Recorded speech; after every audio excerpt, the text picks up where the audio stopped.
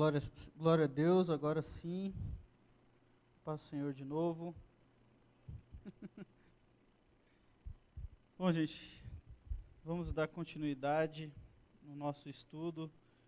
Quem chegou agora a respeito desse livro, A Comunidade Cativante. Entramos hoje, esse livro ele é dividido em 4 partes, então entramos hoje na terceira parte. Semana passada, o Mateus encerrou a segunda parte do livro, no capítulo 8, e hoje a gente vai começar no capítulo 9.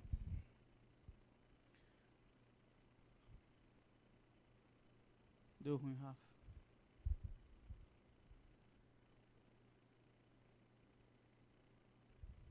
Foi.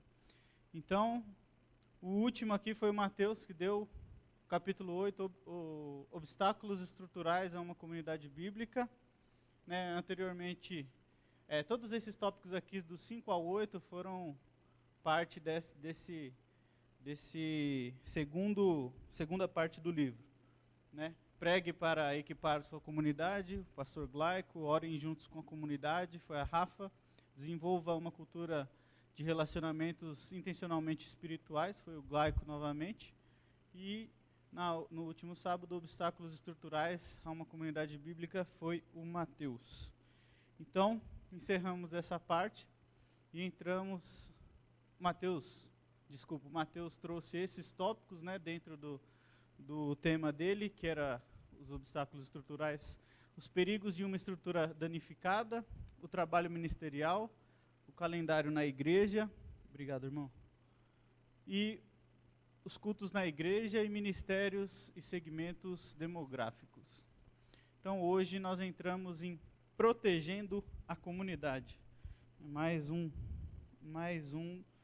Uma parte desse livro, terceira parte desse livro. No capítulo 9. Então, nessa parte é uma parte pequena, temos 2 capítulos apenas. Então, hoje o tema é lidando com o descontentamento na igreja e sábado que vem, lidando com o pecado na igreja. Nós vamos passar por esses tópicos. O estranho desígnio de Deus, liderando em tempos de descontentamento, preparando o seu povo para resistir ao descontentamento e conclusão. Parece poucos os tópicos, mas eu estava comentando com o Rafa ali, foi um dos capítulos que eu achei assim, que tem mais tópicos agregados, né, dentro desses temas aí. E espero ser bem sucinto aqui, a gente discorrer bem a respeito do que Deus já tem falado aos nossos corações, e espero que vocês possam ser tocados assim como eu fui tocado com essa palavra. Então, lidando com o descontentamento na igreja. E aí o autor desse livro, ele começa o capítulo fazendo menção a essa igreja aí, Igreja de Santa Sofia. Alguém já ouviu falar? Igreja de Santa Sofia? Então, eu vou ler aqui a respeito um pouco dela, que é muito breve, e é para vocês terem uma noção mais ou menos do que a gente vai falar.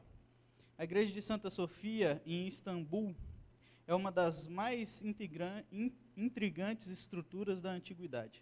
Era admirável em 532 d.C., quando o imperador Justiniano abriu como a maior catedral do mundo, um título que foi conservado por 1000 anos. Entretanto, a Igreja de Santa Sofia é ainda mais notável porque tem feito, pelo que tem feito desde então, porque é uma igreja que restaura a si mesma. E a gente vai entrar nesse detalhe aqui, ela restaura a si mesma. Feita originalmente com cimento muito forte, de uma ilha do Mediterrâneo, a argamassa de suas paredes nunca se solidificou por completo, mesmo após 1500 anos. Quando terremotos sacodem Istambul, como ocorre frequentemente até os dias de hoje, rachaduras e fissuras se abrem na estrutura e permanecem apenas até a próxima chuvarada. Então a água que escorre pelas rachaduras solidifica o velho cimento, selando a rígida argamassa. É o sistema de reparo mais eficiente que qualquer engenheiro poderia inventar. E provoca a nossa imaginação, né? É uma igreja que restaura a si mesma. Se as rachaduras e fissuras em nossa congregação, trazendo para os dias de hoje, se restaurassem por si mesmas, o que aconteceria? E se a cultura básica de sua igreja se inclinasse fortemente em direção à unidade? Até agora esse livro temos falado sobre como fomentar a comunidade na igreja local, com largura e profundidade de comunidade sobrenatural. Comunidade que proclama a glória de Deus. Nesse ponto falaremos sobre proteger essa comunidade. E aí só uma coisa interessante, a igreja de Santa Sofia é uma igreja assim, muito humilde, né? Eu fui pesquisar na internet e eu fiquei de cara. E eu trouxe algumas imagens da igreja de Santa Sofia. Porque que ela foi considerada uma das maiores do mundo. Eu fiquei, parece até o castelo do Harry Potter por dentro aqui. Mas é muito interessante, muito bonita essa igreja.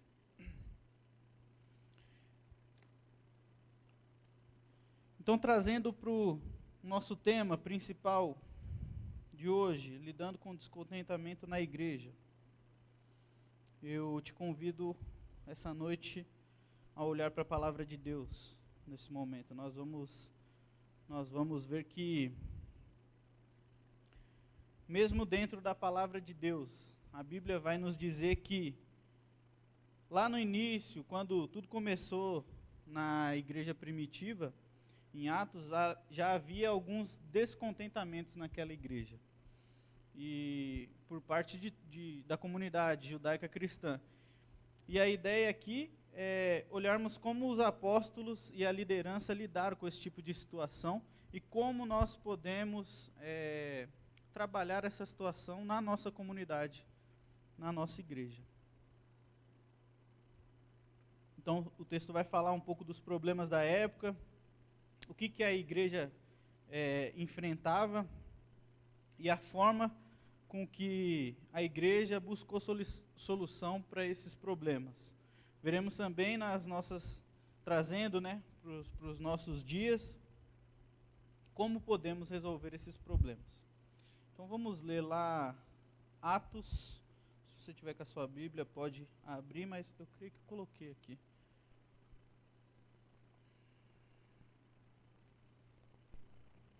Atos 6, de 1 ao 7.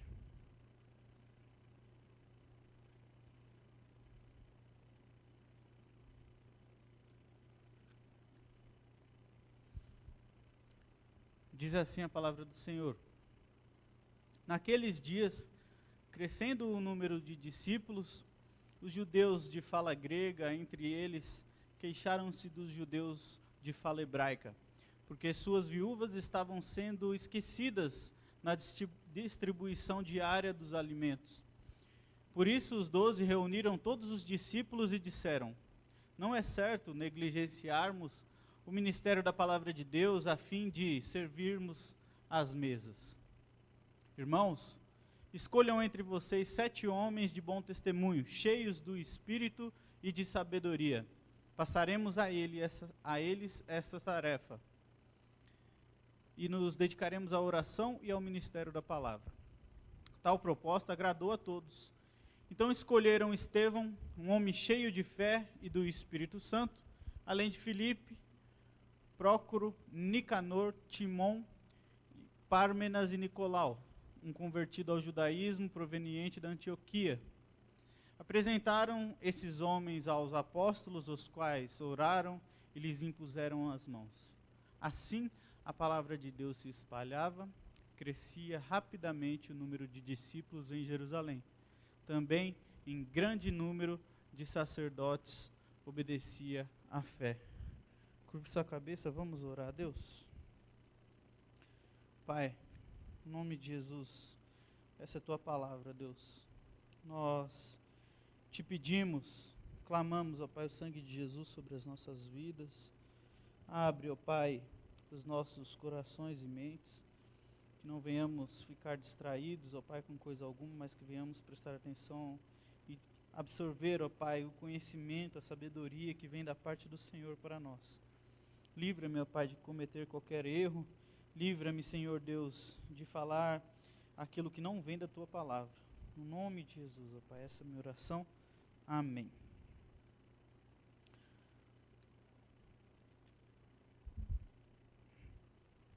Bom, então, o estranho desígnio de Deus. O autor vai começar com essa seguinte frase aí. Este capítulo e o seguinte abordam um enigma que nos aguarda nas Escrituras. Um enigma que nos reduz a 3 fatos bíblicos. Primeiro fato. Deus chamou os cristãos a viverem com Ele para sempre. Mas por um tempo Ele nos deixa nesse mundo reunidos em igrejas locais. Segundo fato, fato 2. Deus tenciona que nossa vida juntos mostre sua sabedoria e seu poder. E fato 3, nós somos pecadores. Se tem mais algum?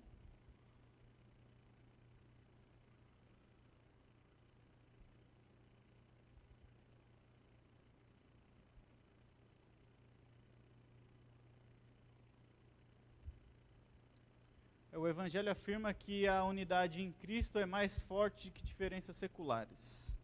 Vamos ver isso aqui daqui a pouquinho. Então o autor aqui ele vai falar o que com esses 3 primeiros tópicos? Que esses 2 primeiros tópicos, na verdade, eles operam muito bem juntos. E o terceiro é que complica as coisas de modo expansivo, de modo considerável. Né? E o terceiro é o que? É o pecado. Ele vai falar do pecado. Então, os 2 primeiros pontos nós vamos estar tratando dentro desse tema no capítulo de hoje. E o terceiro fato nós vamos tratar no próximo estudo, né, no capítulo 10. Então, desde já eu convido vocês a estar aqui na próxima semana, porque o capítulo 10 tem tudo a ver com o capítulo 9. Vamos estudar juntos a respeito de pecado. Então ele vai falar o que nesses 2 pontos? Que apesar de sermos criados por Deus e estarmos aqui segundo a vontade dele, né, para permanecermos aqui durante um tempo, conforme falou lá no tópico 1, e para mostrarmos a grandeza de Deus, conforme falou no tópico 2, nós somos pecadores e fruto do pecado. E por isso é que as coisas às vezes complicam para o nosso lado. Muitas vezes é a nossa natureza pecaminosa e a gente não entende certas coisas. Então já estou dando um spoiler da semana que vem. E é por isso que nós vamos olhar hoje para dentro da nossa igreja, dentro da nossa comunidade, e descobrir como nós vamos lidar com esse tipo de situação. Nosso segundo ponto fala sobre isso, liderando em tempos de descontentamento. Então, o Evangelho afirma que a unidade em Cristo é mais forte do que diferenças seculares.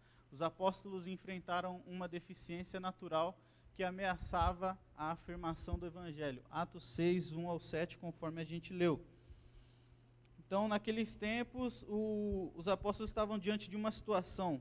Eles estavam diante de 2 grupos, né? Eram os judeus helenistas e os judeus hebreus. Provavelmente as duas linhagens eram de judeus, mas eram grupos diferentes, de culturas diferentes, de lugares diferentes. Né? Eles viviam de maneira diferente e tinham cultura de maneira diferente, apesar de estarem ali reunidos como comunidade. Então, o autor vai trazer também um pouco a respeito dessa diferença entre os helenistas e os hebreus. Os helenistas eram judeus de províncias do Império Romano, que haviam se reunido em Jerusalém para o Pentecoste. E os hebreus eram judeus da Palestina. Os helenistas teriam sentido mais confortáveis com a cultura grega, os hebreus com a cultura judaica. Os helenistas se sentiam mais à vontade em falar grego, os hebreus em falar o aramaico. Então aqui ele vai falar um pouco da diferença dos povos. Olha lá, havia diferença entre os povos, mesmo estando juntos, servindo a Deus. Os helenistas então perceberam que suas viúvas estavam sendo deixadas de lado na hora do cuidado da igreja, na hora da alimentação. Então eles fazem essa reclamação. E trazendo alguns pontos para a nossa realidade, né? O primeiro ponto aqui, ameaças à unidade da igreja merecem atenção dos líderes de igreja. Lembrando que esse livro aqui é um livro voltado para a liderança, contudo estamos aplicando vários e vários aspectos deles para nós como comunidade, como igreja. Então, muitas coisas do que eu posso estar falando aqui, você pode falar, mas isso aí é para a liderança. Não, tem nada a ver, isso é para todos nós. Então, a unidade é preciosa, mas também é frágil. Quando a unidade é ameaçada, os líderes da igreja devem notar. Então, é muito necessário que haja no nosso meio unidade dentro da igreja. É muito comum haver pensamentos diferentes entre nós aqui. É comum haver um grupo que vai falar assim, eu estou me sentindo desprivilegiado ou privilegiado para qualquer tipo de outra coisa. É comum haver esse tipo de pensamentos. Isso não deveria, mas pode gerar dentro da nossa igreja, da nossa comunidade, alguns conflitos, algumas contendas, né, no meio da comunidade e da igreja. Enquanto o certo era que nós vivêssemos essa unidade em Cristo. Como o autor nos mostra, a unidade é preciosa, mas é frágil. Por isso, é necessário que, como igreja e liderança, estejamos atentos a todas essas coisas. Aqui um ponto interessante é que os apóstolos, eles dão os direcionamentos para os problemas lá, para que os problemas sejam resolvidos, forma que muitas vezes nós como igreja e como liderança não fazemos. A igreja não faz muitas vezes essas coisas, né, num momento de divisão, num momento dessa maneira, que acontece dessa maneira. Outra tendência que a gente tem é achar que muitas vezes é a liderança que tem que resolver tudo, que a liderança é responsável por tudo. O pastor tem que resolver todos os problemas da igreja, e não é assim que funciona. Mas os apóstolos, eles tomaram conhecimento daquela situação. Quando eles tomaram conhecimento, a primeira coisa que eles fizeram foi o quê? No texto fala lá, que eles reuniram todos os discípulos para achar uma solução em conjunto para aquele problema. Estou rápido demais, Rafa? E esse é um ponto qual nós devemos ser cristãos maduros. Se nós estamos diante de um problema, nós não precisamos fazer com que toda a comunidade se mobilize para que aquele problema seja sanado ou seja resolvido. O autor, ele vai nos ensinar aqui que, como cristão, nós podemos muitas vezes intermediar alguns problemas que acontecem na igreja. Nem tudo é responsabilidade do pastor. E isso aqui implica numa coisa muito séria, que é o cuidado como um todo, o viver em unidade dentro da comunidade, né?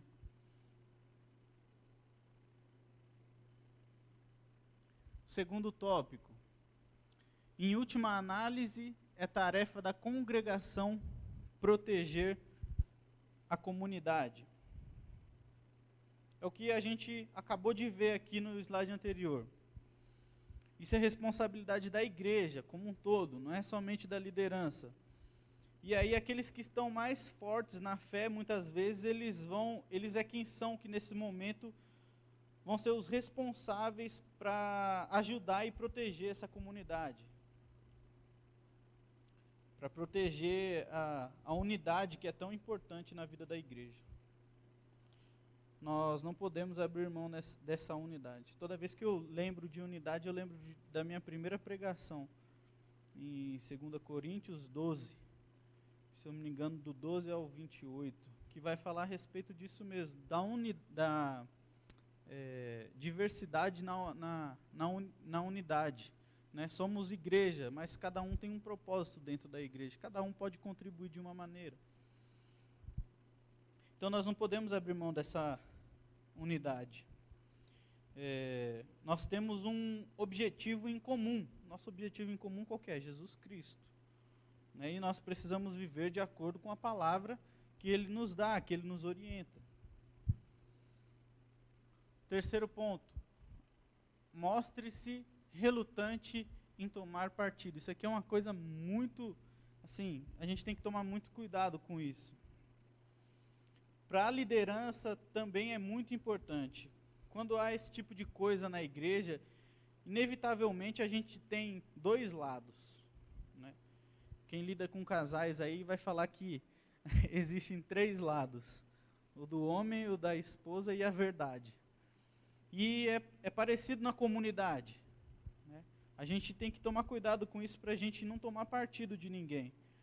Então, uma vez que a gente tem dois lados, é comum, muitas vezes, que nós ouvimos primeiro a pessoa que vem trazer a reclamação e a gente toma aquilo como uma verdade. Ela que veio a nós primeiro, né, falar o que ela está enfrentando, então essa pessoa, obviamente, é aquela que está sofrendo a respeito dessa situação. Então, a gente já toma um partido antes de ouvir o outro lado, antes de ouvir a outra pessoa. Isso é muito delicado quando se trata de liderança especificamente. Mas nós também temos que tomar cuidado com isso. Então, assim, é comum também, igual eu falei, que acabamos tomando partido por aquela pessoa, e isso é o que uma liderança não deve fazer de maneira alguma. Nós precisamos olhar com muito cuidado para os problemas, mas buscar a solução que seja razoável para ambas as partes, sem tomar o partido.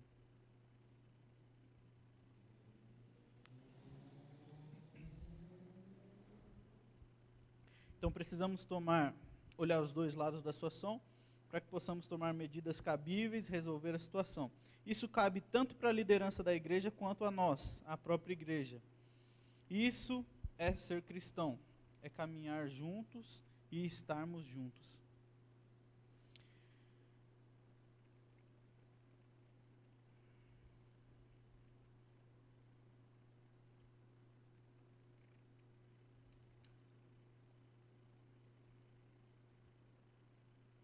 Tá, precisamos tomar outro cuidado também, porque muitas vezes a gente vai dar um conselho para alguém, e alguma das vezes a gente já tomou partido, conforme a gente viu ali.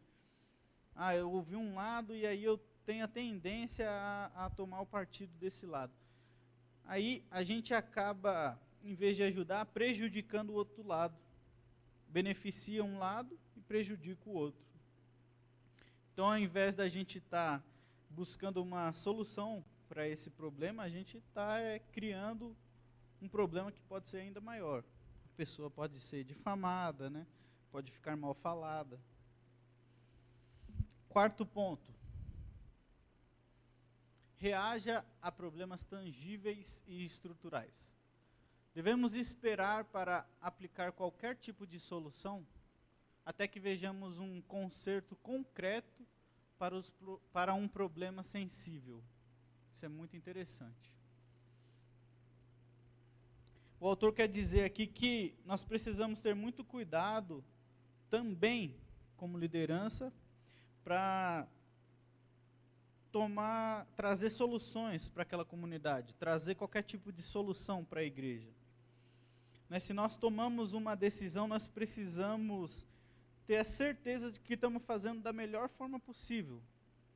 A gente tem que estar... Olha, eu estou convicto disso aqui, eu tenho certeza que é isso aqui e que eu vou passar para a igreja.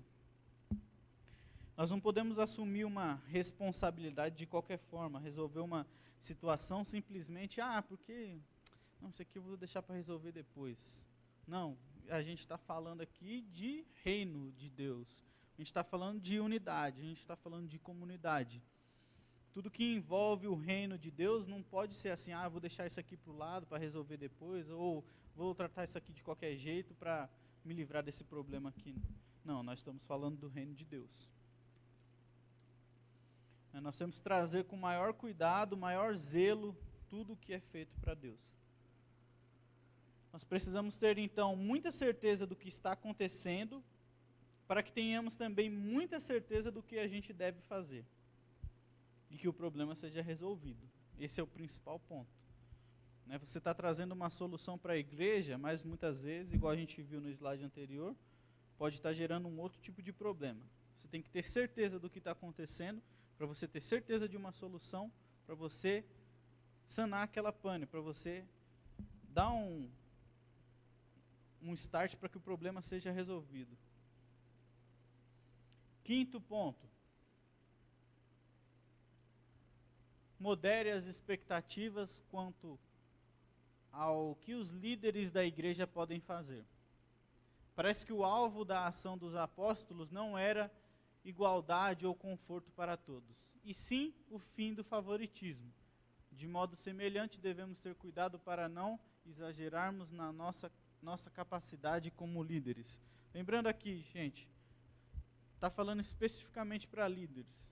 Lembrando que como comunidade somos todos líderes e liderados. Sempre vai haver uma autoridade espiritual sobre a vida de vocês, e sempre vai haver a oportunidade o qual Deus vai usar você para trabalhar na vida de uma pessoa.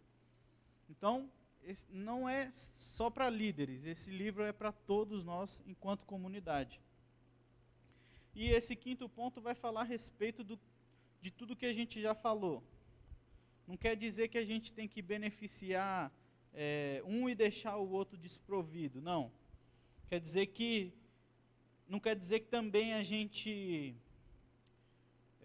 se a gente resolver o problema de alguém, aquela pessoa passa a ter todas as regalias do mundo. Não. A gente vai ver aqui, por exemplo, aquelas viúvas. Elas tiveram ali os problemas delas resolvidos. Então, elas não tiveram nenhum outro privilégio, nenhum outro tipo de regalia a mais do que poderia ser feito. Elas foram lá, reclamaram a respeito de que não estava sendo feita a distribuição corretamente do alimento e o problema foi resolvido. Elas não tiveram nenhum privilégio por causa disso. Os problemas delas foram resolvidos segundo a necessidade delas, naquele momento, no caso, a comida. Quando nós falamos, novamente, de reino de Deus, devemos pensar diferente. Tudo é diferente com questão a reino.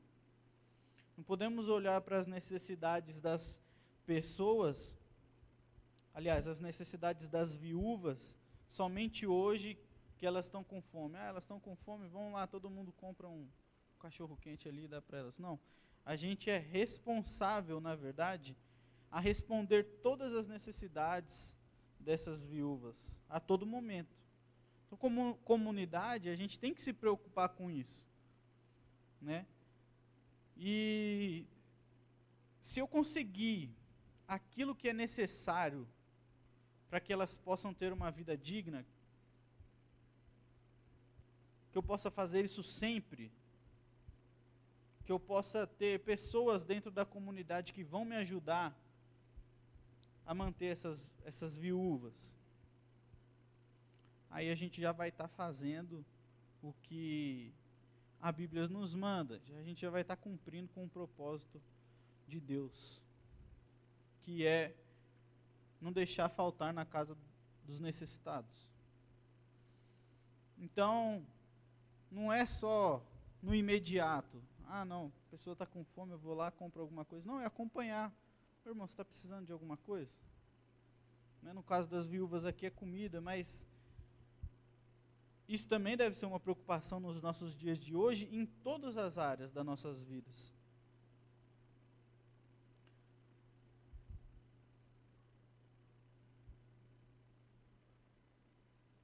Sexto ponto. Coloque sua esperança no que o Espírito pode fazer no meio da congregação. Devemos ter um entendimento realista do que os líderes da igreja podem fazer, mas um otimismo irrestrito quanto ao que o Espírito de Deus pode fazer. E devemos louvá-lo quando vemos a verdade do seu Evangelho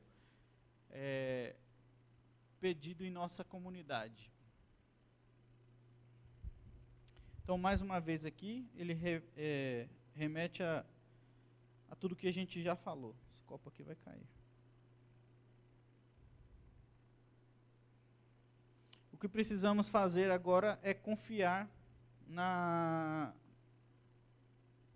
em Deus, ter a certeza de que o necessário Ele vai prover para as nossas vidas.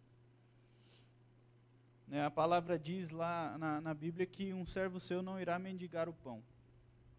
Então é exatamente isso dentro do nosso contexto aqui. São pessoas sendo abençoadas por Deus, para quê? Para abençoar outras pessoas. Esse aqui é o nosso contexto, isso é viver em unidade. É importante que a gente olhe para esse texto e possamos entender as necessidades do nosso próximo. Vemos que se estivermos confiantes em tudo aquilo que Deus pode fazer, nós vamos conseguir atender às necessidades do nosso próximo dentro da comunidade. E em todos os aspectos, conforme o slide anterior falou, conforme o tópico 4 falou. Há pessoas nesse momento que estão sim passando por necessidade com questão à comida. É nosso papel ir lá e ajudar. Mas há também pessoas necessitadas de uma conversa. Há pessoas que estão precisando desabafar. Há pessoas que estão precisando de um conselho ou de algo que não tem nada a ver com financeiro, mas de um problema de relacionamento que ela está enfrentando. Dos relacionamentos que ela enfrenta. Então, há pessoas com diversos problemas que precisam ser resolvidos, e é nosso papel ajudar essas pessoas. Nós, como igreja, devemos estar atentos a essas coisas para que possamos ouvir pessoas e conhecê-las ao ponto de que falar assim, eu sei que precisa ser feito alguma coisa na vida daquele irmão ali. E aí você chegar e dar uma cutucada, irmão, você está precisando de alguma coisa? O que está acontecendo? Estou sentindo ser assim, sim.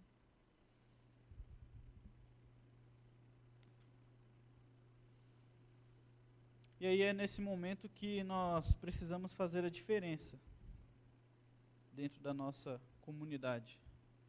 Vocês, como irmão em Cristo, precisam cuidar daqueles que estão do seu lado aí. Todo mundo que está do seu lado, inclusive de mim. Até porque vai chegar um ponto em que você vai precisar de uma ajuda. E aqui, gente, esse ponto também é muito importante. Quando você precisar de ajuda, sinalize para a liderança ou sinalize para o seu irmão. Não simplesmente pelo fato de você estar colocando aquilo para fora e estar falando, eu preciso de ajuda. Mas, quando você sinaliza, você está deixando também com que seu irmão seja usado por Deus para fazer a obra dele. Então é uma coisa em conjunto, uma coisa vai completando a outra. Nós precisamos um dos outros dentro da comunidade. Não deixe de expressar se você precisar de alguma ajuda. Próximo slide. Aqui a gente já entra em um outro tópico. Preparando o seu povo para resistir ao descontentamento.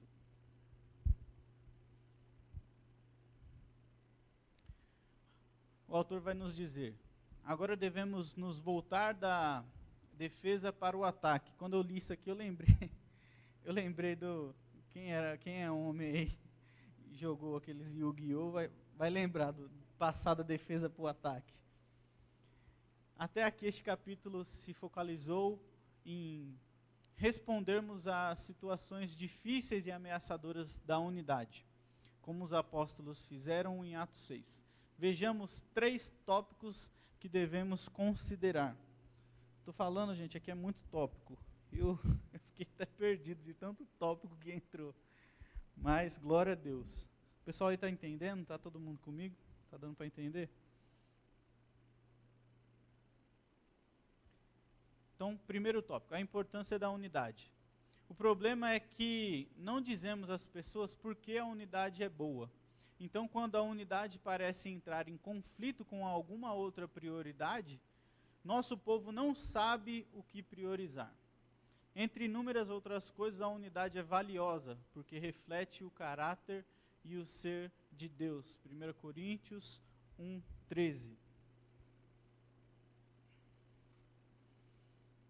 É importante a gente entender sobre essa importância da unidade, da congregação, da igreja, da unidade na igreja. Muitas vezes nós achamos que algo é muito importante e a gente não abre mão daquilo. Mas às vezes há algo mais importante do que isso, por trás disso, que aconteça para que a unidade dentro da comunidade seja mantida. Um exemplo, quando nós estamos falando de algo do qual a gente não pode negociar, algo que é bíblico, é a palavra de Deus que está falando assim para vocês, vocês não podem abrir mão disso porque é eu que estou falando, é a palavra de Deus. A gente não pode negociar, tem que ser daquele jeito, em prejuízo de algo que é uma vontade que eu estou querendo fazer, de alguma coisa que eu estou querendo aplicar dentro da igreja. A gente precisa entender que nesse momento o mais importante é o que a palavra diz e não aquilo que é a nossa vontade. Né? Uma coisa que me marcou muito na última exposição que o Mateus falou, e ele vem falando sempre, que o nosso crivo tem que ser a Bíblia. Né? Tudo que é nossa vontade e a gente quer dar acha que está certo e quer dar um jeitinho daquilo acontecer, a gente vai aonde primeiro? Vai na Bíblia. Eu estou com dúvida. Bíblia.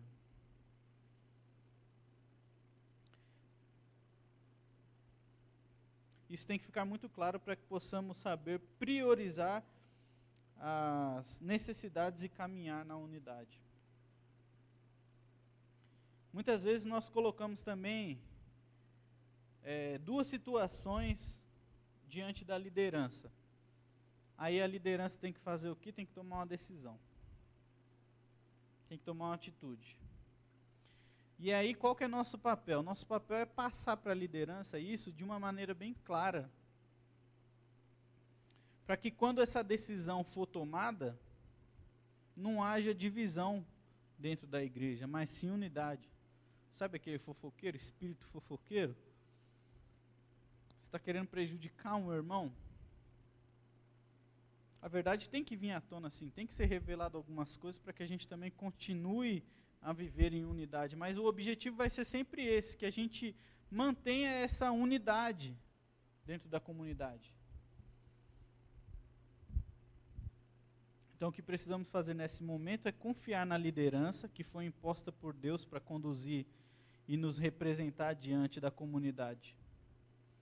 Aí você vai chegar nele com toda a maturidade do mundo e vai apresentar o seu ponto de vista com clareza.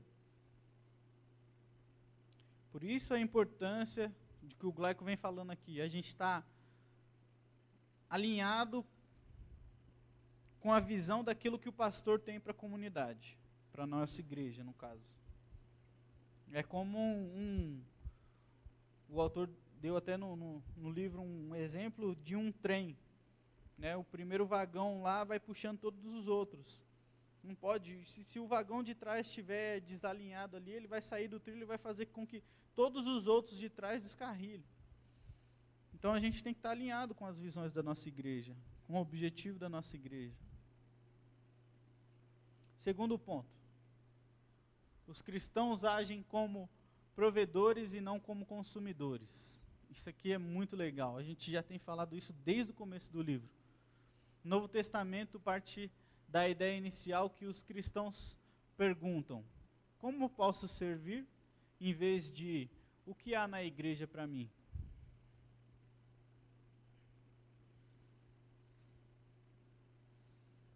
Isso é algo muito sério. Envolve aquele evangelho mais, que foi citado lá no começo do livro também. Porque muitas pessoas, elas vêm para a comunidade, elas vêm para a igreja como consumidores. E essa, na verdade, é a última coisa que a gente deve pensar como cristãos. Né? A palavra de Deus e o próprio Jesus veio e disse isso aqui, que a gente veio para servir e não para ser servido. Isso é um ponto que mexe muito comigo, sabe? E a gente, mais para frente, eu estou conversando com o Glauco sobre algumas coisas, a gente tem que sentar o mais breve possível para a gente montar a programação para o ano que vem. Mas eu já adianto para vocês que a nossa programação vai ser voltada para servir a nossa comunidade. Né? A gente vai tentar trabalhar um pouquinho com os teens, com o ministério infantil, com o ministério de homens e com o ministério de mulheres. Né? A gente tem que deixar isso crescer e florescer dentro da igreja. A gente tem que começar a orar e caminhar com irmãos que a gente não tem tanto. Caminhar com o Will é fácil, caminhar com o André, com o Natan é fácil, que as ideias batem, mas a gente tem que andar em comunidade como um todo. Você tem que se interessar pelos motivos que o seu irmão também se interessa, e a gente é ligado lembrando que a gente é ligado por um objetivo só, que é Cristo Jesus. Então, devemos servir os nossos irmãos.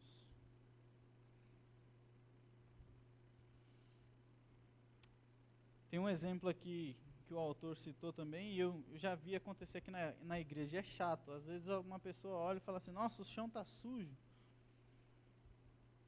Ou alguém reclama da projeção do slide do louvor. Isso aí é coisa, gente, que a gente pode fazer. A gente é comunidade. Você pode pegar um pano de chão, um rodinho ali, varrer ou limpar o lugar que está sujo. Né? Você pode pegar, o Rafael está mexendo na mesa de som ali, eu vou passar os slides ali para o pessoal.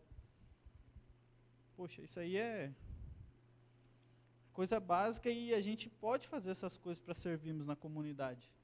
Tem nada que te impede de fazer isso. Vale lembrar aqui que a gente serve não para ser visto. Ministério de frente tem que tomar muito cuidado com isso, vaidade. A gente está servindo aqui porque somos servos do Deus vivo.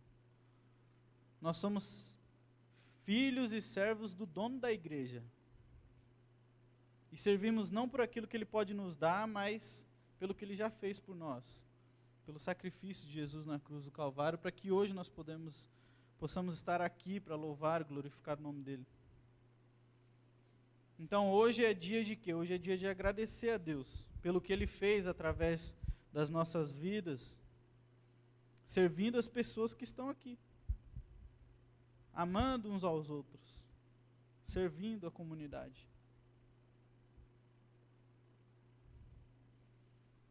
Terceiro ponto, como discordar publicamente. Devemos ensinar o nosso povo quando e como expressar publicamente suas discordâncias em relação aos líderes da igreja.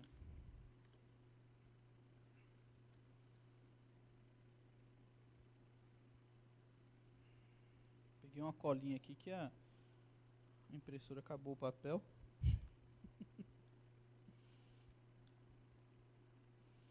Esse aspecto é muito interessante também. Porque nem sempre o líder vai estar 100% certo em algum determinado assunto. Lembrando aqui que a gente está falando com pessoas, humanos. Todos nós estamos aptos a errar, a falhar, falar alguma coisa que não deve. Né? Pode haver momentos em que a liderança da igreja pode estar equivocada em algum ponto. Uma informação, uma ideia errada, de acordo com o que a palavra de Deus tem para nós. Lembrando aqui do crivo. O crivo é sempre a igreja. O pastor falou aquilo ali, mas poxa, Não é o que a palavra de Deus está falando, não. E quando você for quando você for conversar com essa pessoa, que você tenha humildade também para ouvi-la. Então devemos ter essa preocupação, porque dependendo da maneira com que nós discordamos, nós vamos causar uma divisão dentro da igreja. Eu sou calvinista, você é arminiano, e aí vai começar a falar, e o povo não tem sabedoria para falar. Que a divisão está feita dentro da igreja. E aí, se a gente não tomar cuidado, a gente vai lá e ainda fofoca com o outro, e aí vai, formando a panela. Precisamos ter sabedoria de chegar e colocar aquela pessoa, o ponto que nós pensamos é diferente, e a pessoa vai ter a oportunidade de argumentar o porquê que ela pensa de maneira contrária à sua. Ou até mesmo falar assim, é verdade, concordo com você. Nossa, eu estava olhando de maneira errada. Mas isso sempre com humildade, isso sempre com amor. Precisamos entender que todos somos humanos e estamos sujeitos a falhas. Então devemos saber ouvir, saber falar com amor, em meio a situação como essa, para não trazer discórdia e para não estragar essa unidade que a gente está buscando dentro da comunidade.